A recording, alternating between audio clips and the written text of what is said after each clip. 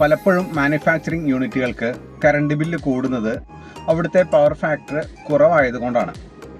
അത് ഒന്ന് ചെക്ക് ചെയ്ത് അതൊന്ന് റെക്ടിഫൈ ചെയ്താൽ, ആ പവർ ഫാക്ടർ ഒന്ന് കൂട്ടിയാൽ അപ് ടു 1 അല്ലെങ്കിൽ 0.9 വരെ എത്തിയാൽ നമ്മുടെ കറണ്ട് ബില്ലിന് വലിയ വേരിയേഷൻ ഉണ്ടാവും. നമ്മുടെ മെഷീനുകൾ വർക്ക് ചെയ്യുന്ന സമയത്ത് ആ KICBയുടെ മീറ്റർ ബോർഡിൽ അതിൽ ആ മീറ്ററിൽ ചെറിയൊരു ബട്ടൺ ഉണ്ട്. അതിൽ നമ്മൾ 2 പ്രാവശ്യം ഞെക്കുന്ന സമയത്ത് അവിടെ PF എന്നൊരു വാല്യൂ കാണും. അത് 0.9 ആയിരിക്കാം, 0.99 ആയിരിക്കാം, 0.8 ആയിരിക്കാം, 6 ആയിരിക്കാം, അങ്ങനെ ആ റേഞ്ചിലോട്ട് ഇങ്ങനെ കുറഞ്ഞു വരാം. നമുക്ക് എത്രമാത്രം കുറയുന്നു അത്രമാത്രം കറണ്ട് ബില്ലിൽ വേരിയേഷൻ ഉണ്ടാവും. വേരിയേഷൻ വെച്ചാൽ കറണ്ട് ബില്ല് കൂടാനുള്ള സാധ്യത കൂടുതലാണ്.